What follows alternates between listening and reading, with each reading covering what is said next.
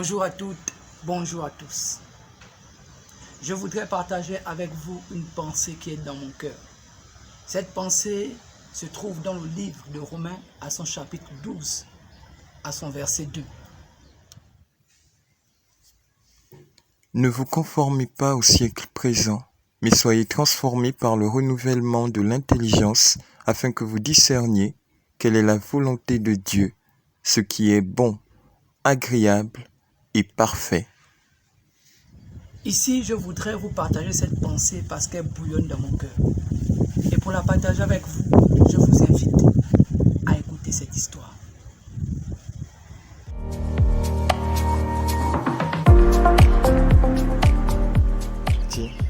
Bonjour, c'est l'histoire de Narcisse. Narcisse était un jeune homme qui était à la recherche de l'emploi. Tellement abattu avec tout ce qu'il traversait comme difficulté, il a eu par le canal d'un homme, d'un monsieur, le boulot dans un endroit qui fait dans le bâtiment pour la construction d'écoles. Comme quoi dans la vie, il y a des personnes qui sont une porte. Il y a des personnes qui sont des solutions aux problèmes d'autres personnes. Mais ce jeune homme, lorsqu'il a commencé à travailler, il était soumis à certaines conditions. Ces conditions étaient dues au fait que chaque fin du mois, il devait donner une part de son salaire à la personne qui l'a trouvé le travail. Chaque fin du mois, il devait le donner. Et cette situation mettait en mal ce dernier.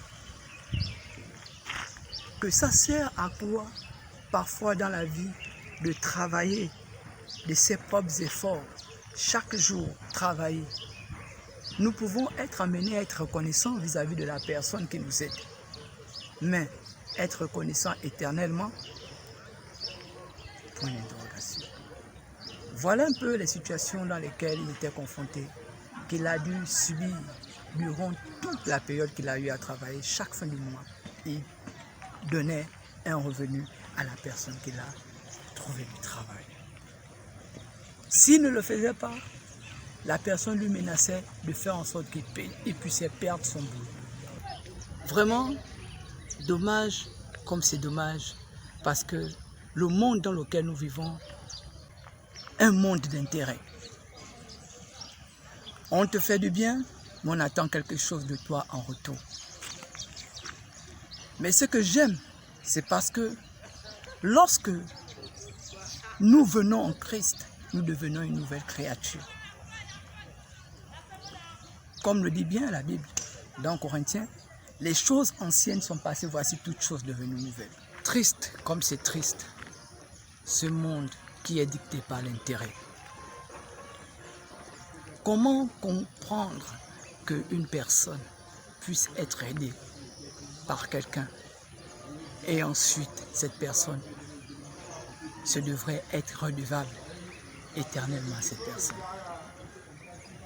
Lorsque la Bible nous dit « Ne vous laissez pas modeler par le monde actuel, mais laissez-vous transformer par le renouvellement de votre pensée pour pouvoir discerner la volonté de Dieu, ce qui est bon, ce qui lui plaît, ce qui est parfait. » Là, je suis dans Romains 12 à son verset 2.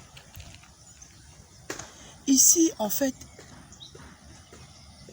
la pensée qui ressort à première vue, à mon sens, est que nous devons être des personnes, en tant que chrétiens, être amenés à aider sans pour autant attendre quelque chose en retour.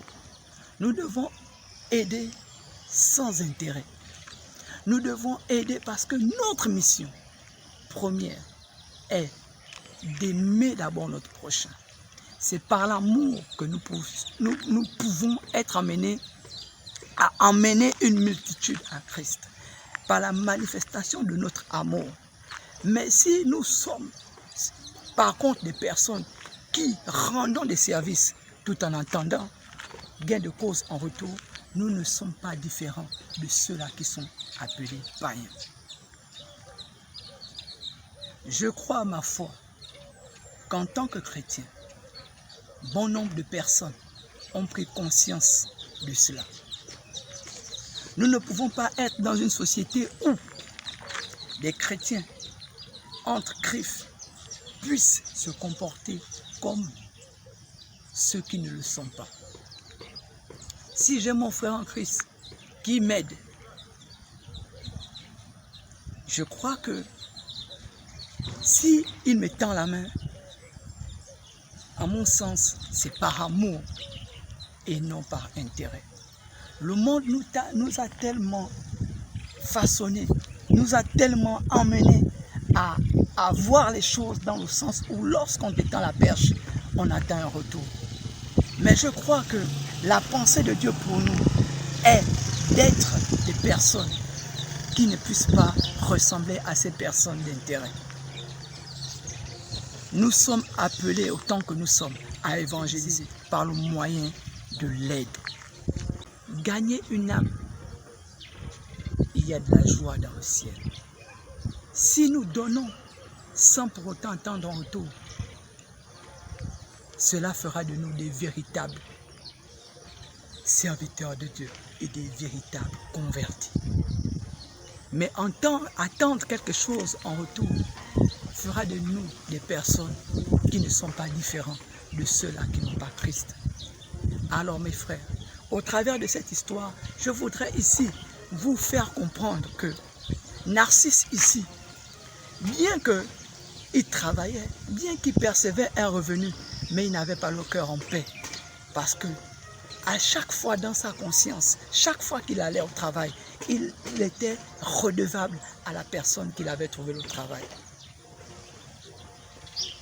Mais si un chrétien tend la perche à une personne déshéritée, cette personne est censée ressentir la paix du cœur et non la redevabilité. Pour le cas de Narcisse, c'est un païen qui l'a aidé. C'est normal qu'il puisse sentir le sentiment de redevabilité. Mais toi qui es chrétien, mon conseil pour toi est que si tu es emmené à aider ton prochain, n'attends pas en retour qu'il te soit redevable, mais plutôt aide sans pour autant attendre en retour. Parce que ta mission première, c'est de faire des nations, de toutes les nations, des disciples. En partageant sa parole et en évangélisant un grand nombre. Pourquoi pas distribuer des denrées alimentaires ou de venir en aide aux nécessiteux afin d'emmener les gens à la bonne conscience de celle du salut de leur âme. Pour ma part, mes frères, mes sœurs, notre mission est de peupler le royaume des cieux et non le dépeupler. Beaucoup sont frustrés par les attitudes de ceux-là qui se disent chrétiens, mais qui font cette pratique que j'ai citée dans l'histoire de Narcisse. Pour toi, je voudrais que tu puisses me rejoindre dans ce sens, dans cet élan d'aider en vue de peupler le royaume des cieux.